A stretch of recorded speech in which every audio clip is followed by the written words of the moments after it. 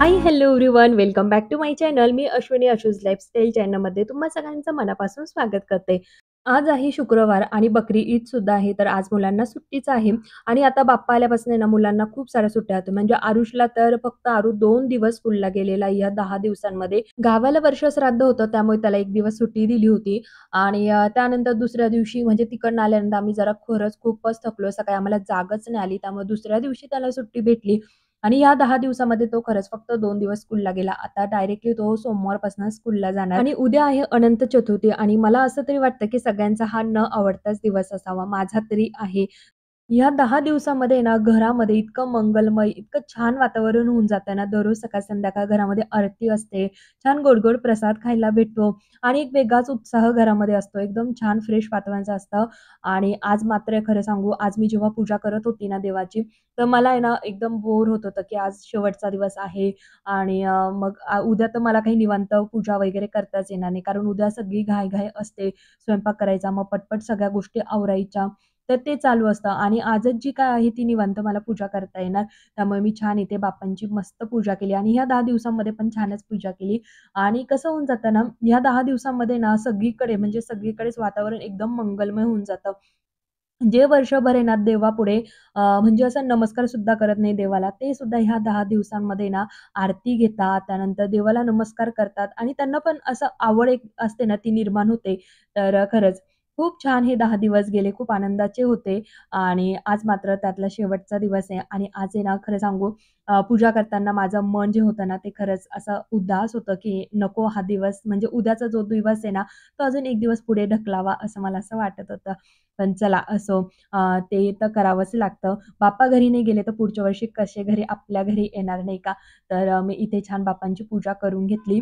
आरती थोड्या वेळाने करणार आहे कारण मग सगळेच उठून आता म्हटलं आज आणि उद्याच आहे तर सगळेजण बरोबरच आरती करूया. तर आरती थोड्या वेळाने करू. तोपर्यंत मग अहो, अंघोळीला गेले होते तेव्हा तोपर्यंत म्हटलं चला आता हा बेड जो आहे ना, तो आवरून घेऊयात आणि जे काही ब्लँकेट्स वगैरे संध्याकाळी ना ब्लँकेट्स सगळेजण काढून घेतात. पण सकाळी घडी घालण्याचं काम आहे ना माझ्याकडेच असतं आणि व्यवस्थित झटकून वगैरे घडी घातली ना, तर मलाही बरं वाटतं. नाहीतर ते काय करतात कशी तरी घडी घालतात आणि नुसतं कपाटामध्ये कोंबून दिल्यासारखं करून टाकतात. त्यामुळे ते मला काम आवडतच नाही कुणाचं आणि आता सवय झालेली ना, तर असं वाटतं ना प्रत्येक काम हे मीच करावं. कधी-कधी येतो कंटाळा येतो वगैरे, पण आहे ना कोणीतरी नुसतं कर म्हणून काहीतरी काम करायचं आणि पुन्हा मग आपण तेच काम पुन्हा रिपीट करायचं. मग त्यापेक्षा समोरच्यानी न केलेलंच बरं. त्यामुळे हे जे काही घड्या घालण्याचं काम आहे ना, तर ते मीच करून घेत असते आणि कधी-कधी जर सांगितलं तर ते उलटं म्हणजे काम वाढवा जे असतं ना, तसंच करून टाकतात. त्यामुळे मग मी इथे जे काही ब्लँकेट्स होते त्यांच्या छान घड्या करून घेतल्या. बेडशीट काही चेंज करायचं नव्हतं म्हणून एका कोपऱ्याने त्याला व्यवस्थित झटकून घेतलं आणि ज्या काही पिलो कव्हर आहे ना, त्या व्यवस्थित करून घेतल्या. बेड मी इथे छान असा आवरून घेतला आणि जेव्हा पण मी बेड असा आवरते ना, त्यानंतर माझं काम जे असतं, तर ते म्हणजे हँगरला जेवढे काही कपडे हँग केलेले आहेत आणि जे काही कपडे सुकलेले आहेत, ते सगळे गोळा करायचे आणि ते ह्या छान अशा बेडवर आणून टाकायचे आणि जेव्हा माझा मूड होईल, तेव्हा मी त्याच्या घड्या करत असते. आता आमच्या बिल्डिंगमध्ये फॅन्सी ड्रेस कॉम्पिटिशन होती, तेव्हा मी हा वन पीस वेअर केला होता आणि ते मी तुमच्यावर लास्ट व्हिडिओमध्ये शेअर सुद्धा केलेला आहे. तो व्हिडिओ जर तुम्ही बघितला नसेल, तर नक्की चेकआउट करा. एक दिवस मोबाईलमध्ये स्क्रोलिंग करताना मला Myntraवर हा वन पीस दिसला होता आणि मला खरंच लगेच तो खूपच आवडून गेला, की छान दिसतोय, सिंपल सोबर आहे, फक्त लेस आहे आणि सिंपल आहे. तर मी प्राईस बघितली तर तिची प्राईस जरा जास्त होती. आता Myntra म्हटलं, की जरा प्राईस जास्तच असते. मग मी तोच वन पीस Mishoला बघितला, Amazon आणि Flipkartवर तिघांवरही चेक केला, तर मला Mishoला जरा त्याची प्राईस कमी वाटली. 750 च्या 800च्या रेंजमध्ये मला तो भेटून गेला. त्याची लिंक मी तुम्हाला डिस्क्रिप्शन बॉक्समध्ये देईल. नक्की चेकआउट करा. हा वन पीस मी Mishoवरनं पण ऑर्डर केला आणि Myntraवरनं पण ऑर्डर केला होता. कारण मला क्वालिटी बघायची होती. किती क्वालिटी डिफरन्स आहे दोघांमध्ये. आता प्राईसमध्ये तर आहेच आहे, पण जी काही क्वालिटी असते कपड्याची वगैरे लेस असो किंवा मग कपडा, तर ते सगळं मला चेक करायचं होतं. त्यामुळे मी Myntraवरनं पण ऑर्डर केली आणि जेव्हा मला पार्सल रिसीव्ह झालं ना, खरं सांगते दोघंही जे काही वन पीस होते सेमच होते. सेम लेस, सेम कपडा आणि सेम प्रिंट आणि बांधणीचा आहे तो. तर खरंच पूर्ण सेम होतं. मग म्हटलं कशाला आपण जास्त पैसे जे आहे ना आपले वाया घालवायचे. जिथे आपल्याला परवडतं ना तिथनं शॉपिंग करायची आणि मी नेहमी असंच करते. जर मला ऑनलाईन परवडत असेल, तर मी ऑनलाईन शॉपिंग करते. जर ऑफलाईन मला परवडत असेल, तर मी ऑफलाईन करत असते आणि हे मी तुमच्यावर नेहमी शेअर करते. तर मी जो काही Myntraचा होता हाय रेंजवाला तर तो मी रिटर्न केला आणि Mishoचा मात्र ठेवून घेतला. आणि सध्या ना कपडे खूप सारे निघतात. दिवसभरामध्ये 2-2, 3-3 ड्रेस चेंज होतात. त्यामुळे ना कपड्यांचा पसारा तर तुम्ही बघितलात. खूप साऱ्या कपड्यांच्या मला घड्या घालायच्या होत्या, त्या मी घालून घेतल्या. त्यानंतर जे काही गॅलरीमध्ये कपडे वाळत होते ना, तर ते 2 दिवसांचे मिळून होते. कपडे सुकतच नाही तर काय करणार? मग संध्याकाळी मी काय करते, फॅन खाली घेत असते आणि दिवसा मात्र पुन्हा गॅलरीमध्ये नेऊन ठेवत असते. स्टँड आहे ना, त्यामुळे काही वाटत नाही. आणि ऊन काही पडतच नाही. नुसता पाऊस येतो, मध्ये 2-3 मिनिटं थोडंसं ऊन पडतं आणि पुन्हा पाऊस मात्र चालू होत असतो. तर चला असो. त्यानंतर दुपारी थोडासा आराम वगैरे झाला आणि संध्याकाळी आज मी बनवणार होते बाप्पांसाठी पुरणपोळी.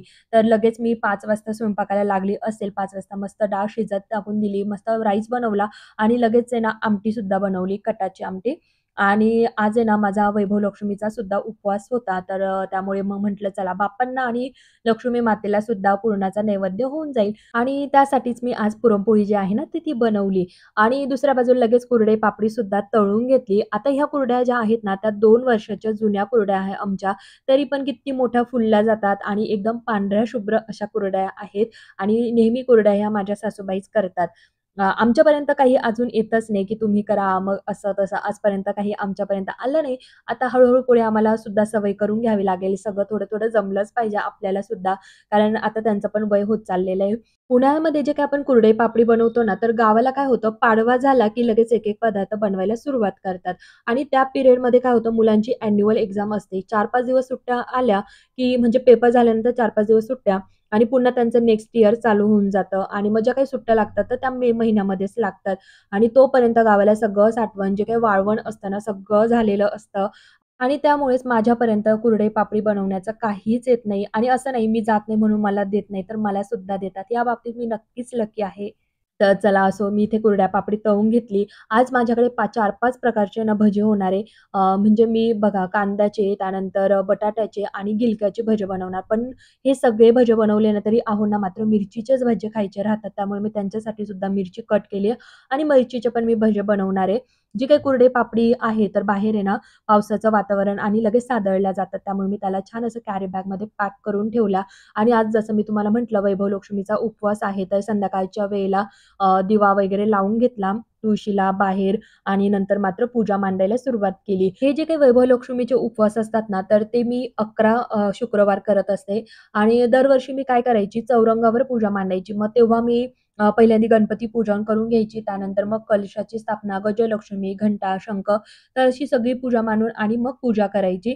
पण मग मी ह्या वर्षीपासून आहे ना म्हटलं आपण देवघरामध्येच पूजा मांडूया म्हणजे जी फक्त कलशाची स्थापना करूयात. कारण तिथेच गणपती बाप्पा आहे, शंख आहे, घंटा पण आहे, गजलक्ष्मी पण तिथेच आहे. म्हणून म्हटलं आपण ह्या वर्षीपासून आहे ना आपण देवघरामध्येच पूजेची मांडणी करूया. म्हणजे जे काही देव आहे त्यांना पण हलवणं संध्याकाळ झाली की मग देवांना पुन्हा अंघोळ घालावं लागायची, हलवावं लागायचं. मग थोडंसं मला कुठेतरी असं वाटायचं की नको देवांची उचलमाण नको व्हायला म्हणून मी ह्या वर्षी ना देवघरामध्येच पूजा करायला लागली. जेव्हा मनामध्ये असं काहीतरी येतं, तर जेव्हा आपल्या मनाला असं वाटतं, की नाही असं नाही केलं पाहिजे, असंच केलं पाहिजे, तर नक्की त्या मनाचं ऐकलं पाहिजे. कारण आपलं मन सुद्धा चांगलंच सांगत असतं.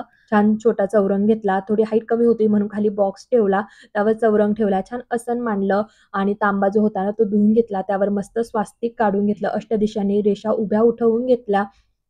जी काही फुलं होती, तर लाल कलरचं फूल अ, देवीला आवडतं, पण लाल कलरचं फूल नव्हतं म्हणून मी काय केलं पिवळ्या कलरचं जे माझ्याकडे फुलं होती ना, तर तीच मी वाहून घेतली. छान लक्ष्मी मातेची पूजा केली. गणपती बाप्पा श्रीयंत्र तिथेच आहे, तर तिथे त्यांची सुद्धा पूजा करून घेतली. धूप-दीप दाखवून घेतलं. त्यानंतर जी काही कथा असते ना, वैभव लक्ष्मी मातेची, तर ती पण वाचून घेतली आणि त्यानंतर देवीला नैवेद्य दाखवून घेतला पुरणपोळीचा. गणपती बाप्पांना पण नैवेद्य दाखवला. आम्ही जेवणं केली. घरातलं सगळं आवरून घेतलं आणि नंतर 9:30 वाजता आम्ही खाली आलो. तर आज मुलांचं होतं फॅन्सी ड्रेस कॉम्पिटिशन. तर श्लोक बनला होता स्पायडरमॅन. तर इथे स्पायडरमॅनचे गाणे लावून दिले होते आणि तो ॲक्ट पण खूप छान करत होता.